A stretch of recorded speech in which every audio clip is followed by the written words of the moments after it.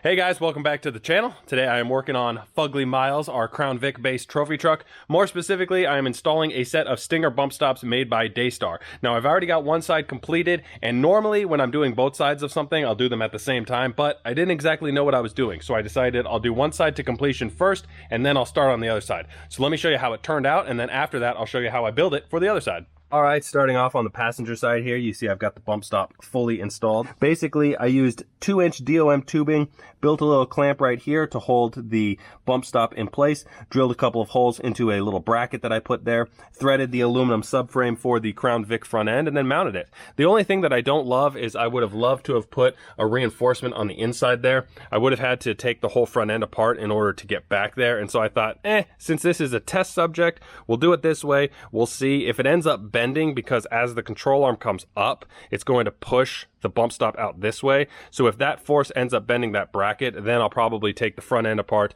and then do a little reinforcement. But that's the beauty of a project like this. We really get to try out what we think may work, and then if it ends up breaking, we get to fix it later. So let's get started on the other side.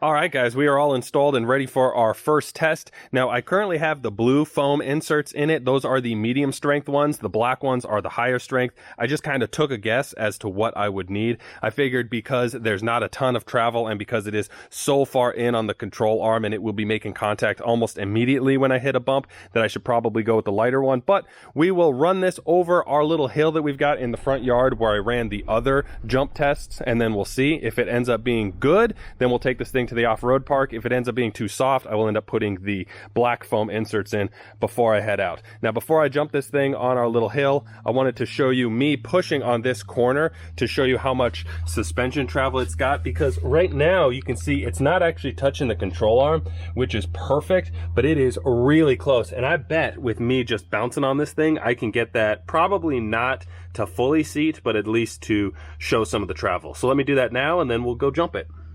All right, here we go.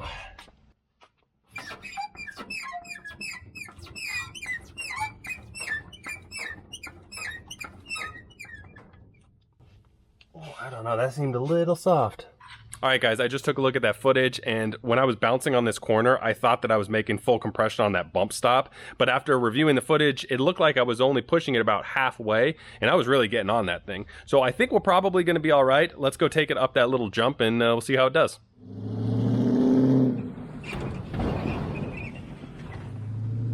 All right, so we hit the lip of the jump right here, and then we land right here. I couldn't tell from the driver's seat if we were at full compression or not on the bump stop, but it felt great, so I decided to keep the blue insert in for our trip to the off-road park. All right, guys, I'm all loaded up, ready to go to the ORV park and see how those bump stops hold up. Let's do it. All right, we're all unloaded and ready to go. I got Gavin from Death Toll Racing over here. He's got the little tracker, as well as Aquila over here with the Rubicon.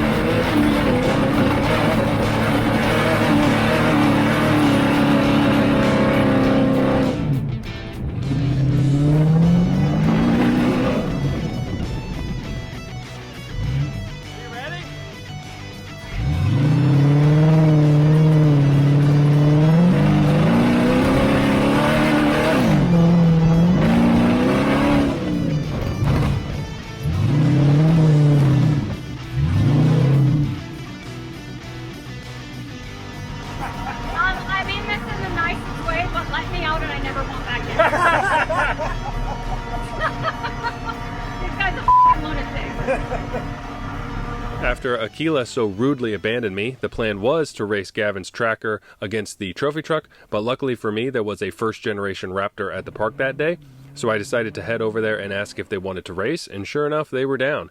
So we found this nice little straightaway and we staged up for a race. For the first race they were kind enough to put the Raptor into two-wheel drive to match what I had, so here you have it, a 2014 6.2 liter Raptor versus a $4,000 Crown Vic based trophy truck. Good.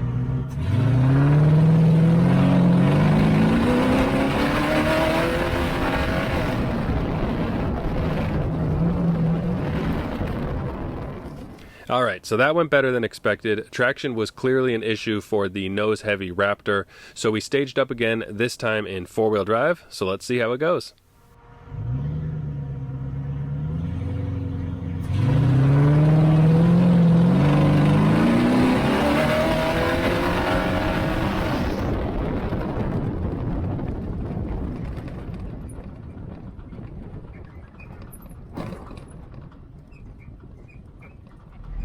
Oh, you're shaking! Yeah, the adrenaline was that good. So nice. Yeah, pretty sure we had about 75, and yeah, Woo. We were close, and I kept just pulling ahead of them. Yeah, it's awesome. At the beginning, I was like, and then you could see you guys pull out on him. So yep. Four-wheel drive makes a big difference. Huge difference. Yeah, that's crazy. This will be a fun toy. It's also my daily driver. So.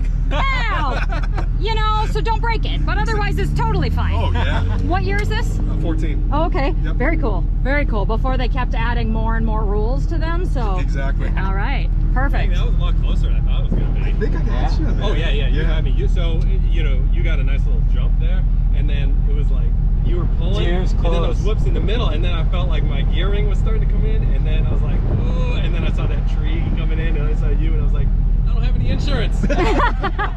All right, next up is against the tracker. He will be using four-wheel drive. I'm sure you can imagine this race is a little bit more predictable than the last one against the Raptor, but we wanted to see how close they would be, especially with the new gears that he put in the transfer case.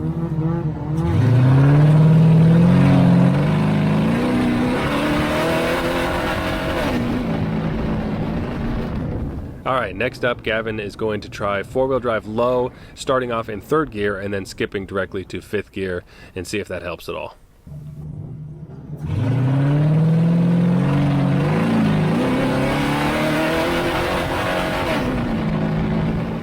All right, after the race was over, we went on a little joyride with the guys from the Raptor. We also brought along Job, who was operating the drone for us that day. You might remember him from my pizza truck video. He helped wrap the logo on the side, and he also helps run the Inked Wrapped YouTube channel. If I'm going too fast or crazy, just let me know. Is there such thing? I'm unfamiliar.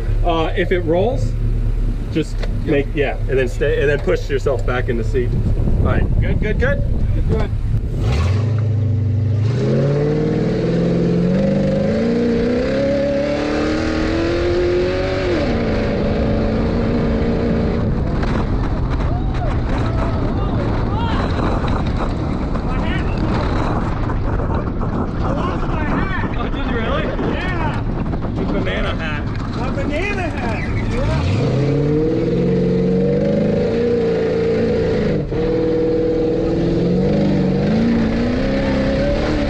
Guys, this right here is what this entire build is all about. This is the most fun I think I've ever had in a $4,000 vehicle.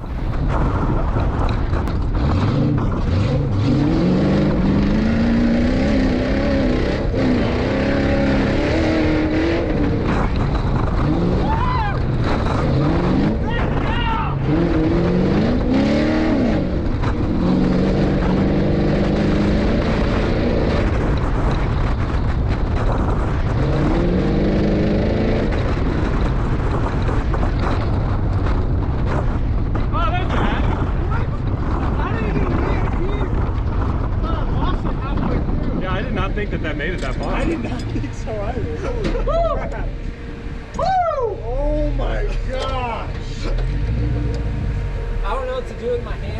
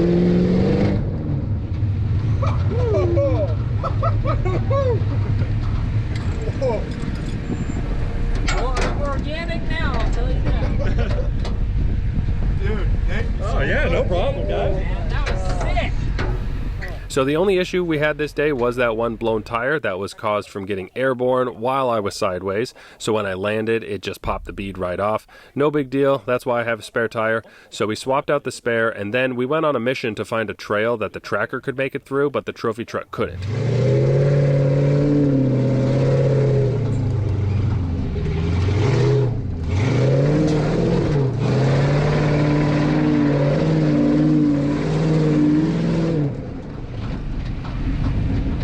Two-wheel drive, baby! Woo! All right, so we got to find something that I can do that you can't in the game of off-road, other than passing a gas station. Yeah, that's true. I have no idea what kind of mileage that thing gets. It's probably terrible. Probably not that I'm running 10 psi on the tires. If you want to see the tracker build or our little off-road outing from Gavin's perspective, be sure to check out his channel, Death Toll Racing. I'll put a link to it in the description. In my opinion, the best mod that he did was the transfer case gear swap, so be sure to check that out.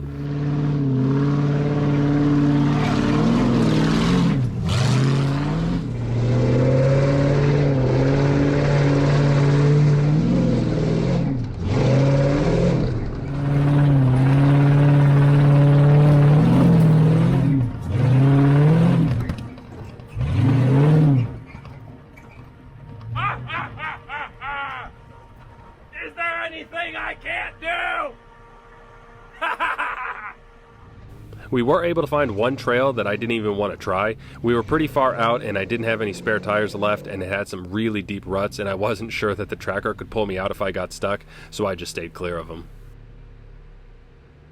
Alright, now back to the bump stops, which is the whole point of this video. I could not be happier with them. I was able to go so much faster than the last time I took this truck out. Some of that is definitely from the stiffer springs that I added, but a lot of that is due to these bump stops. So let's head back to the shop where I will remove and disassemble them, and we'll see how they held up.